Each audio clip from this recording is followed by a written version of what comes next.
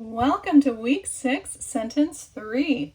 All right, analytical task number 1 is just dictate this sentence to your student. I've written it just to save some time. Number 2, check the mechanics with your student. Make sure everything looks beautiful and in good order. I've already done that, so we're going to jump in today at analytical task number 3, which is question confirmation. Globes display longitudinal lines and they show latitudinal lines. Okay, as always, we start by finding our independent clauses and then our dependent or subordinate clauses.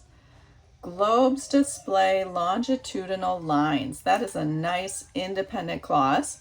Why is it independent? It expresses a complete thought, it can stand alone, and it has both a subject and a verb. And then I see this and. Ooh, I know what that is, right, guys? Hopefully you know what that is too. It's a connecting word. They show latitudinal lines. There's another independent clause because it expresses a complete thought, it can stand alone, and it has both a subject and a verb. So let's go ahead and find our subject in our first independent clause. Who or what is that sentence about? Globes display longitudinal lines. Well, globes. It's my subject noun. All right, what are those globes doing? Those globes are displaying. And hopefully you've got that linking verb song memorized and you know that display is not a linking verb, it's an action verb. But then we have to ask ourselves, is it intransitive or transitive? Is the action of display, is that being transferred to something or someone? So say, globes display what? Oh, lines. It is. So lines is my direct object, making display a transitive verb. Then we have this word longitudinal, and it's right in front of a noun. And anytime you have a word right in front of a noun, it's almost always going to be an adjective. So remember, an adjective asks what kind, how many, which, or whose. What kind of lines? Oh, longitudinal lines. So this is an adjective modifying or describing the word lines. All right, let's go ahead and move on to our second independent clause. They show latitudinal lines. What's my subject there? Who or what is that sentence about? They. Now, they is a pronoun. So I'm going to label it subject pronoun. What is they doing? They show. So show is my verb, and that's not a linking verb. That's an action verb. So we have to ask ourselves, is it intransitive or transitive? They show what? Oh, lines. So lines is my direct object making show a transitive verb. And then again, we have a word right in front of a noun. And remember, anytime you have a word right in front of a noun, always ask yourself, is it an adjective? So remember, an adjective asks what kind, how many, which, or whose. So what kind of lines? Oh, latitudinal, another adjective. Beautiful. And then we have and, which is a connecting word, which is called a conjunction. And what kind of conjunction is it? Fanboys, for and, nor, but, or yet so. And remember, fanboys are our coordinating conjunctions because when you're coordinating with an outfit, you always carry around a little fan to keep you cool on those hot days. Okay, let's go ahead and do our sentence classification. So we look at our chart A. What is the structure? Well, we have two independent clauses, a comma and a coordinating conjunction, which means we have a compound sentence today. What is the purpose? Well, I see a period and we're just making statements, so it's declarative. And then what is the pattern? SVT-DO, SVT-DO, SVT-DO. It's pattern 2. Okay, so let's go ahead and diagram it. Analytical task number 4, diagram confirmation. So we always start with our horizontal and vertical intersecting lines separating subject and predicate. My subject is globes. And notice I'm capitalizing it because it's capitalized in the sentence. My verb, display. And then I've got a direct object, so we just have a vertical line that stops at the horizontal. And my direct object is lines.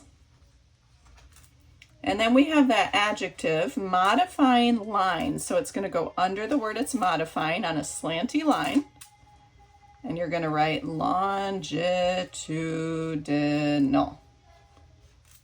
All right. Okay, let's go ahead and do our second independent clause. So horizontal, vertical, intersecting lines separating subject and predicate. They is my subject. What is they doing? Show. And then we have another direct object, so a vertical line stopping at the horizontal lines again. And this time we have our latitudinal modifying our lines. So another slanty line. Latitudinal. All right. And finally, we need to put our coordinating conjunction in.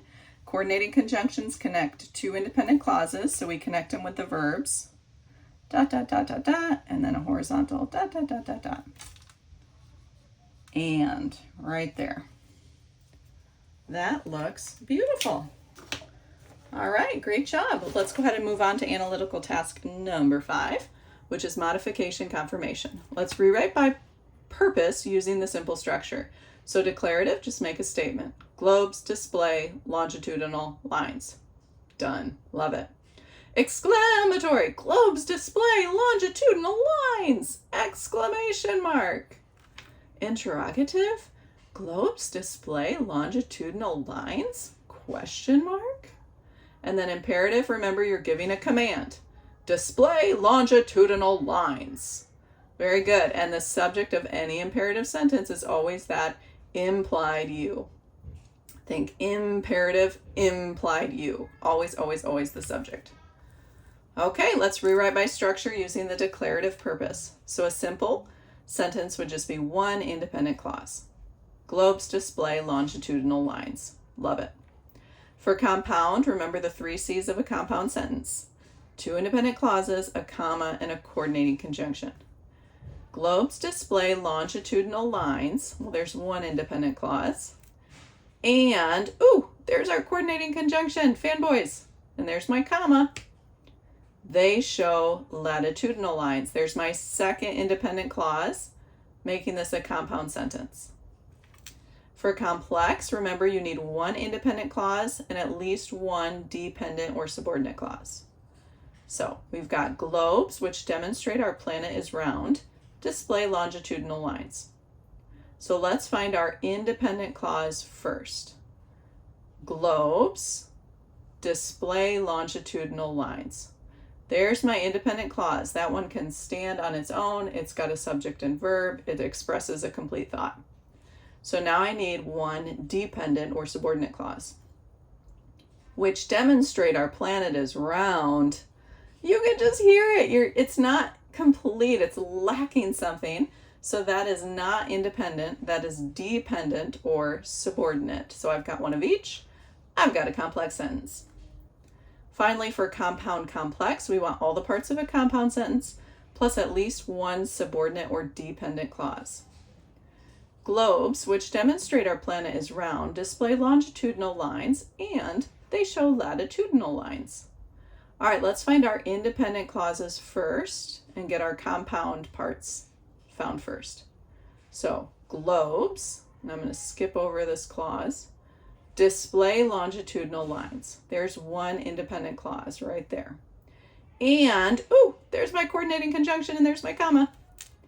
They show latitudinal lines. There's my second independent clause. So I've got all my compound parts.